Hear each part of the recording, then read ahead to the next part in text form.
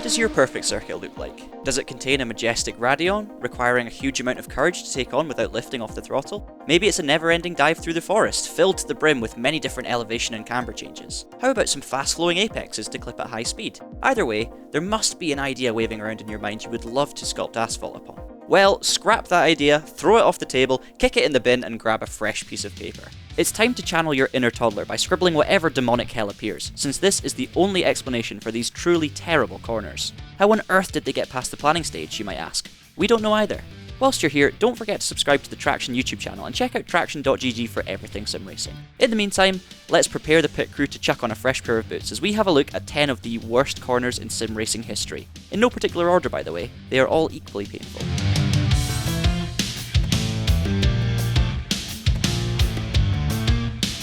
The guy who designed this first corner should be taken in a dark room and beat about the head. I've never seen anything that bad. Those were the words from the legendary John Cleland after observing a multi-car pile-up within the first corner at the 2008 World Touring Car Championship race here. Now, of course, we don't condone this sort of behaviour here at Traxion, but we can understand Cleland's frustrations. This FIA Grade 2 German track contains two variations of the first corner, one being an extremely tight chicane and the other with a looser S-shaped turn. The latter is frequently used within events to this day, while the former hasn't been used since 2017, thankfully. With two extreme 90-degree turns, this woeful attempt at a chicane is very punishing if taken incorrectly. The ideal racing line involves entering from as far to the right as possible, aiming to hold a tight line through the left-hand section before throwing the car back to the right for the next apex. This corner isn't too hard to tackle when you have free air, of course. However, introduce more than one car into this so-called chicane at the same time, and contact is guaranteed. The nature of this corner punishes close racing and doesn't provide enough room for more than one car. Not even the AI within Project Cars 2 can make it round without bodywork flying all over the place, and they're designed to minimise contact. Fortunately, this configuration seems to have run its course, as the loose S-shaped variation is safer and easier to take on,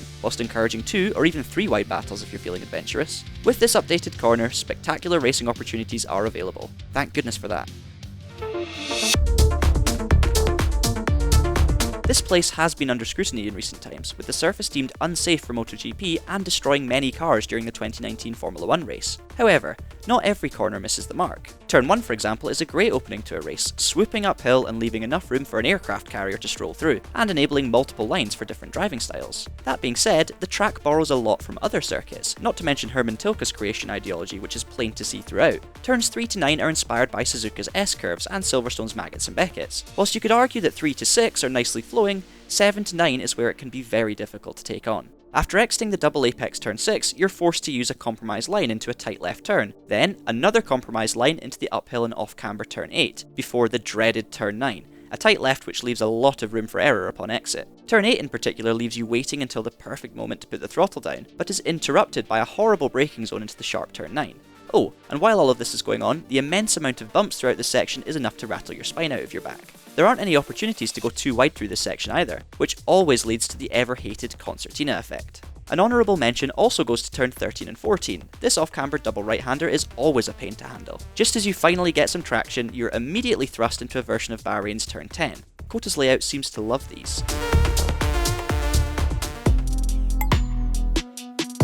Where do we even begin with this abomination? The runoff areas are an eyesore consisting of tri-coloured stripes that can blind anyone while spectating. The entire track is mostly devoid of reference points for braking as well, not to mention being incredibly flat and boring to drive on. Aside from focusing on the whole circuit, let's look at one particular corner, turn 14. The penultimate section of Paul Ricard consists of a double apex right-hander that needs a hefty amount of downforce and patience. Then, on to turn 12. An off-camber tightening left that also requires patience and was certainly a contender in its own right for this list. Turn 13 can be taken flat out, but then it's a sharp direction change into 14, or Virage de la Tour as it's called. This corner is long, off-camber, and needs to be taken slower than you might think, with the exit being all about compromise and setting up turn 15. Exiting the corner can easily lead to a spin if given too much throttle, so the only way to survive is with delicate inputs and a huge amount of patience. To get this corner right, you really need to feel like you're getting it wrong, and we hate that.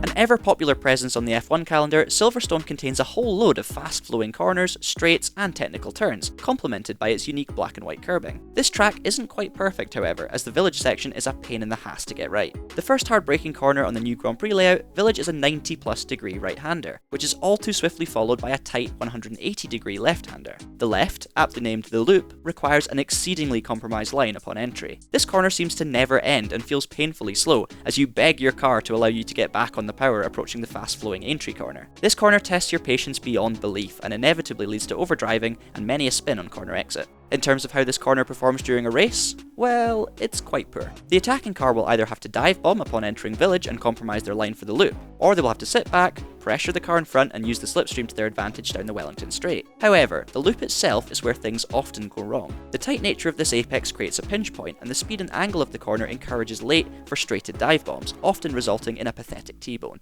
This is the only corner throughout the track that punishes racing, so because the rest of the circuit is so good, it's a compromise we're happy to cope with.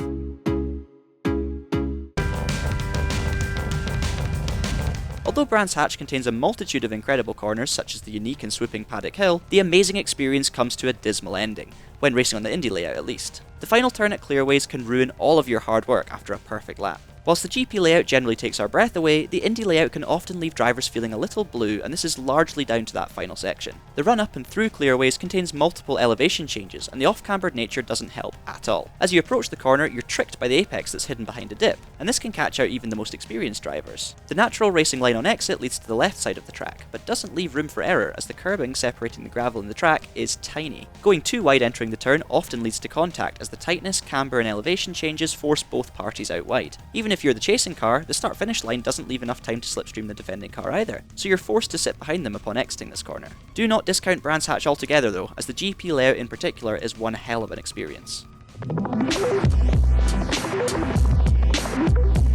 Yet another Hermann Tilke design. Shanghai's international circuit contains one of the longest straights within the F1 calendar. We like this. That being said, the corners leading up to this lengthy straight, we don't like this. Upon entering at speed, you're thrust into a 90+ degree turn, followed by a never-ending long right-hander. Entering turn 12 feels incredibly unnatural as your entry is hugely compromised and requires an aggressive steering angle to get right. After that, you're forced to take it slow and drift the car out wide with a lack of traction, while you desperately plead for the perfect moment to plant the throttle. The nature of this corner can easily lead to a second concertina effect within this track, with the first coming after the twisty opening section. Overtaking is not an option through this turn. However, you're able to make up the time lost in dirty air by slipstreaming the defending car on the straight. Despite this unpleasant compromised scramble on corner exit, the camera angles from a spectating point of view do look pretty awesome. This circuit was remodeled in 2007, and the inclusion of a chicane as the new finale to the lap was pretty much like slapping a plaster onto a bullet wound. It was added to make the circuit safer and create more overtaking opportunities. In hindsight, it was just the former. Whilst nobody can complain about the increased safety this brings, nobody has seen any evidence of the supposed new overtaking opportunities since its inception, let alone a two-wide battle. It's horrible, it's bumpy, and it's awkward as hell. Even if the full layout has become a bit stale in the eyes of F1 fans, every other corner throughout this circuit at least provides a nice flow and speed. Yet this one tiny chicane provides arguably the most boring section on the entire calendar. We feel there must be a better way of doing it that maintains the safety benefits but makes the corner less, well, rubbish? How about taking inspiration from Oschersleben and open it up slightly? This would enable the driver to take it at a higher speed and would likely be a more satisfying experience dancing from apex to apex. Remodelling turn 10 was the first step in a positive direction for this track, and the chicane deserves to be next.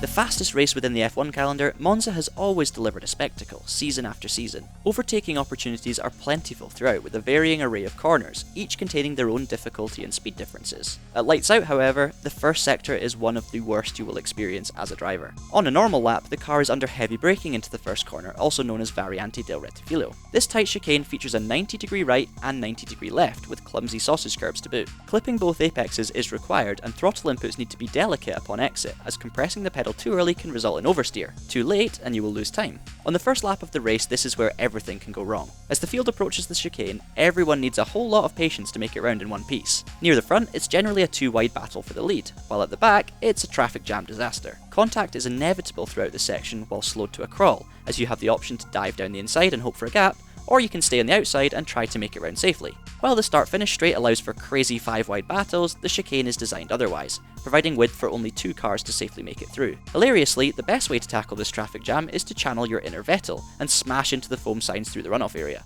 You may end up with a slowdown or time penalty, but trust me, it's usually better to escape than to get caught within the chaos. With half of the track consisting of right-angled corners, Abu Dhabi provides Formula 1 with a season finale that's usually anything but thrilling. Though it contains a few minor elevation changes and magnificent views of the hotel intertwined within the track, there isn't anything about the layout itself that's worth bragging about. Turns 5 and 6 in particular are the main culprits within this bland design. As you approach an impressive grandstand, the circuit slows to a halt through a 90-degree left and right chicane, followed by a tight hairpin to the left which leads down onto the longest straight on the circuit. The chicane in question destroys any flow that's been built up through the first 4 sweeping corners. Turns 3 and 4 are pretty much flat out by the way and could be epic if it weren't for what follows. Upon approach to the chicane, it's plain to see the circuit has the ability to exclude this section within its GP layout, so why does it have to be involved? Well, again, it's down to safety reasons as the cars would be carrying far more speed entering the hairpin, and the runoff area between the track and the grandstand is limited. When comparing to the vast runoff area at the exit of turn 8, you can see the issue. However, one more idea they could implement is to use the track available on the left side of turn 4. Yeah, that bit there. This turn contains a tricky braking zone which could then lead the cars past the chicane and straight into the hairpin, which would slow the cars down sufficiently, you would think. Let's hope the layout is able to provide the same spectacle as the surrounding grandiose architecture in the future, as the two are currently a bit of a mismatch.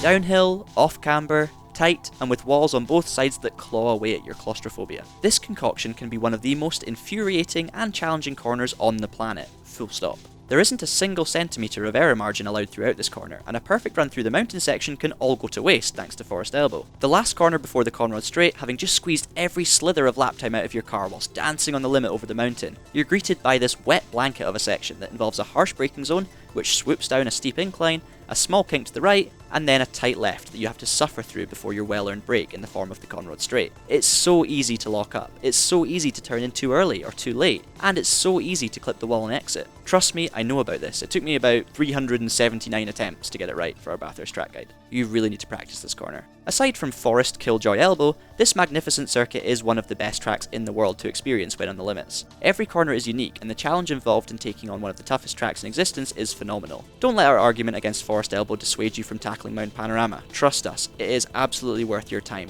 It's every bit as good as Forest Elbow is bad.